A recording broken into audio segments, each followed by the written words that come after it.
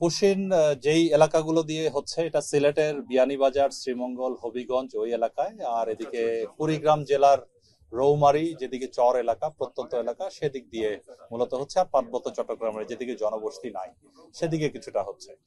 তো এটা প্রতিরোধ করার আমরা চেষ্টা করছি, দেখছেন প্রতিনিয়তই। সত্যি কথা বলতে আজকে সকালেও কিছু পুশিন হয়েছে, আমরা তথ্য পেয়েছি। আমাদের বর্ডারটা এত বিস্তৃত, আসলে প্রতিটি জায়গা তো গার্ড করা সম্ভব না। এজন্যই আমরা জনগণের সাহায্য চেয়েছি, আনসারের সাহায্য নিচ্ছি। পুলিশ এবং আপনারা অনেক প্রত্যন্ত অঞ্চলে কাজ করেন, এটা নিয়ম বহির্ভূত ভাবে কাজ হচ্ছে, এটা আমি আগেও বলেছি। তো আমরা চাই এটা যদি বাংলাদেশি নাগরিক হয়, সেটা যেন একটা নিয়ম মাফিক ভাবে আমরা হস্তান্তর গ্রহণের মাধ্যমে আমরা নিতে পারি। সেটা আমাদের পররাষ্ট্র মন্ত্রণালয়ের পক্ষ থেকেও লেখা হয়েছে, আপনি শুনেছেন। তো আমরাও সার্বিকভাবে এই চেষ্টা করে যাচ্ছি, এবং ফ্ল্যাগ মিটিং, প্রতিবাদ লিপি এবং এই ধরনের রুটিন যেগুলো আছে সেগুলো চলছে। তো আমরা আশাবাদী সামনে আমাদের এইসব পদক্ষেপের কারণে সেটা হবে। এটা আপনার গতকাল দেখেছেন ব্রাহ্মণবাড়িয়াতে, ওইখানে মোট কথা এই যেখানে বিজিবির টহল তো সব জায়গায় একই সময় প্রেজেন্ট থাকতে পারছে না। তো এই জন্য স্থানীয় জনগণও যদি খেয়াল রাখে তাদের সীমান্তের কাছাকাছি, যে ওইদিকে কারো পুশিন করার জন্য প্রথমে তো তারা এসে ওইদিকে একটা জায়গায় রাখে, তারপরে হয়তো পুশিন করে।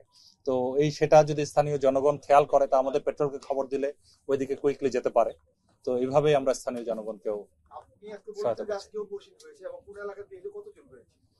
এটা আপনার এক্স্যাক্টলি সরাইল, এখানে সরাইলের আমাদের ওইদিকে ব্রাহ্মণবাড়িয়ার ওদিক দিয়ে কিছু হয়েছে। এক্স্যাক্টলি তথ্য আমরা নিচ্ছি, এখনো সঠিক তথ্য ওইভাবে পাই নাই।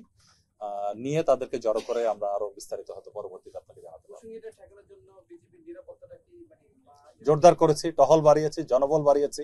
সবাইকে বলছি, যেসব জায়গায় যত তথ্য আপনারা পান আমাদেরকে সহায়তা করুন, সেক্ষেত্রে সেটা সম্ভব হবে আশা করি। শেষ প্রশ্ন। জি, তারা আপনার মূলত বাংলাদেশি, যারা গত কয়েক বছর থেকে ইতিপূর্বে ইভেন 20-30 বছর আগেও ভারতে বিভিন্নভাবে গমন করেছিল। তবে আমি আবারও পুনরাবৃত্তি করতে চাই, যারাই গমন করে এটা হস্তান্তর গ্রহণের একটা প্রক্রিয়া আছে সুনির্দিষ্ট, সেটা ফলো করা হলে দুই দেশের জন্যই ভালো হবে। আর এদের মধ্যে আবার যারা অনেক আগে 20-30 বছর আগে গেছে, তাদের সন্তানাদি তারা ভারতেই জন্মগ্রহণ করেছেন। তো তাদের নাগরিকত্বের বিষয়েও একটা বিভিন্ন বিষয় জটিলতা সৃষ্টি হওয়ার একটা সম্ভাবনা আছে, মনে করেই কি এরা পুশিং করছে বা কি কারণে আমরা জানছি না। এটা ডিপ্লোম্যাটিক চ্যানেলে এনগেজমেন্ট হলে আরো ভালোভাবে বোঝা যাবে। তবে আমরা গ্রাউন্ডে আমরা সতর্ক আছি। সবাইকে ধন্যবাদ। এটাও শুনছি, যারা এতে করে আমাদের দেশে ভারতীয় যে অপরাধী আছে বা জঙ্গিরা আছে বা আছে, তারা কি ঢুকে যাওয়ার সম্ভাবনা আছে কিনা এই পুশিং এর? মানে সম্ভাবনা তো কোনো কিছুর সম্ভাবনাকে উড়িয়ে দেওয়া যায় না। সব দিক থেকে সকল সম্ভাবনা রয়ে যায়। তবে আমাদের দেশের জন্য, জাতির জন্য ক্ষতিকর হবে এমন কোনো কিছু যেন না হয়, সেজন্যই আমরা জোরদার নিরাপত্তা নিশ্চিত করার চেষ্টা করছি।